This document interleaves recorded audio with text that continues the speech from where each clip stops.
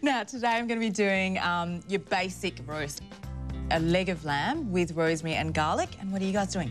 We're going to do a Greek gyros. Beautiful. To begin with, I'm going to do a really simple marinade with just mustard and olive oil. And just massage that in. Don't be afraid to get right in there. I've chosen bone for the sheer fact that I'm not very well acquainted with roast.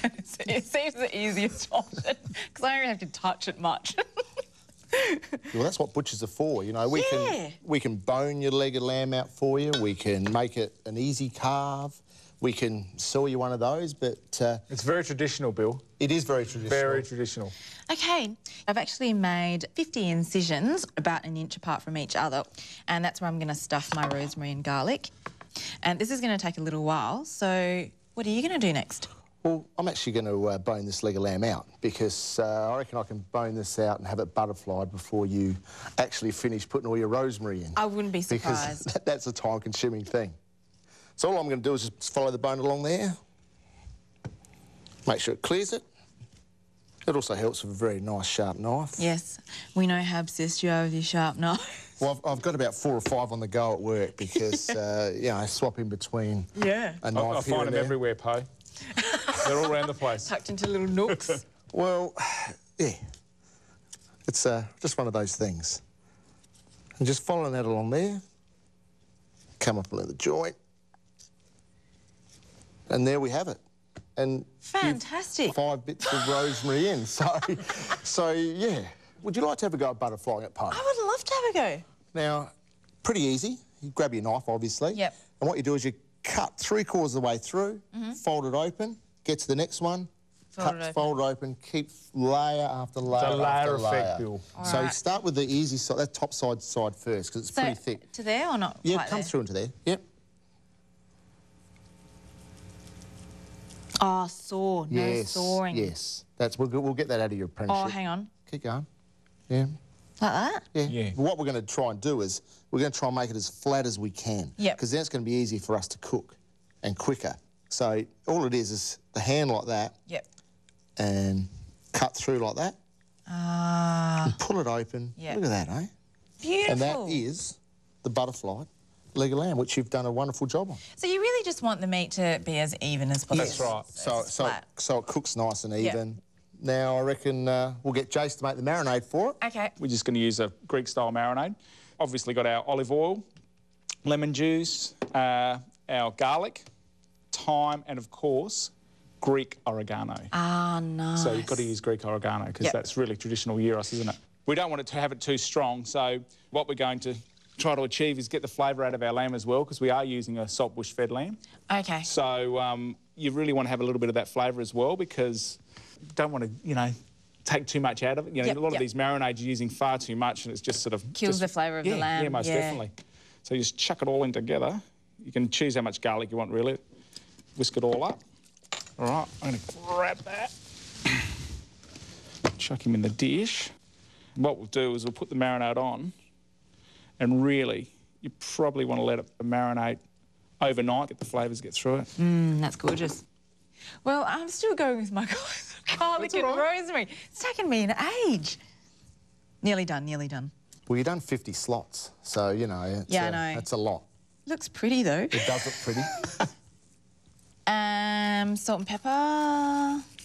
Season's very important. That looks very nice, actually. You've come a long way.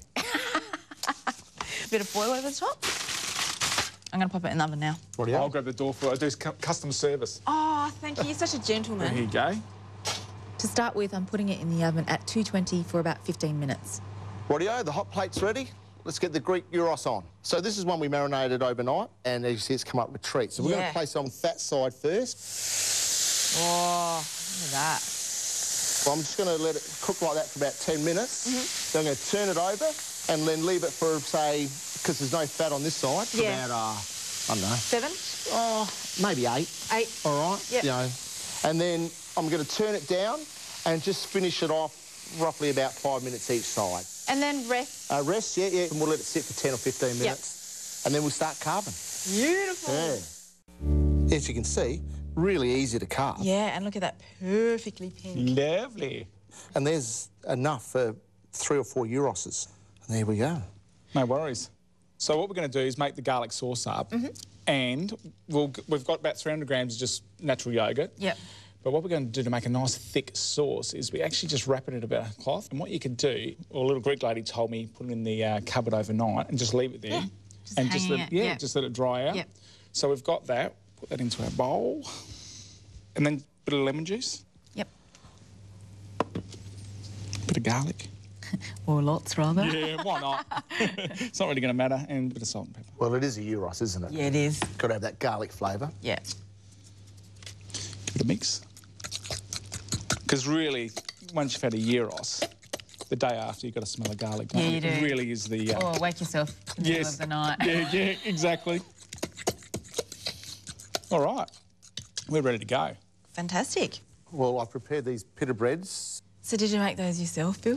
Yes, I did, actually. I've just prepared them now, and they're nice and they'll be great for a gyros. So there you go. Grab one off and... That butcher's face, I believe him. I don't believe him. I never do.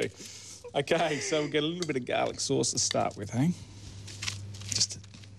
What do you reckon, Pay? I'm a bit heavy-handed with that stuff, yeah. Oh, we'll put a bit more on there. Bill, put a bit of meat on, please. Can you do that for us? Do something useful, mate. He's quite critical, isn't he? Oh, you should see. Oh, well, you have seen him in the shop. You know what he's like. Watch this. Hey, hey. Oh, that's wrong. That's too much. Well, and it's in the wrong spot. All right. Look at that. How are we looking, Bill? Beautiful. Yes, very nice. We'll just layer a bit of this on. I thought being butchers and lads, you'd be a bit heavy-handed with meat, but you're very ladylike. Ladylike, hey? Well, you've got to cater for everyone, don't you? Yeah. Oh, look, we're playing shops. Well, I thought it's an Got the essential, paper really, and isn't it? everything. You're going to wrap him up. Oh, See, look. you've got to seal the bottom. Yes. So it doesn't all come out. That's that right. garlic sauce. When you're eating it over your handbag and...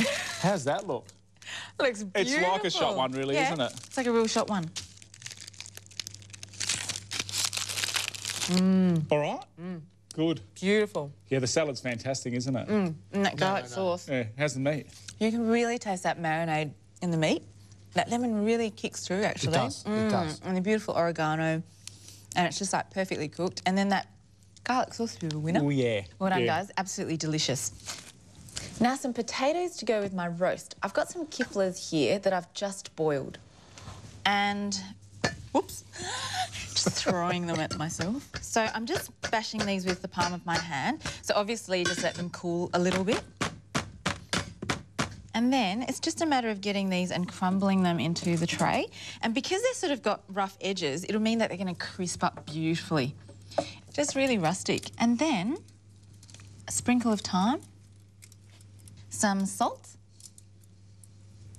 and then pepper.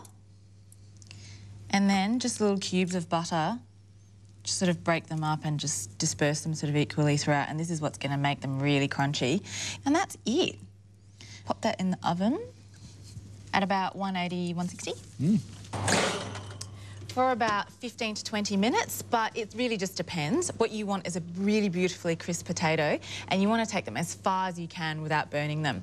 Now, my leg of lamb has been in here for 15 minutes at 220. And I'm just going to take the foil off and reduce the temperature to 180.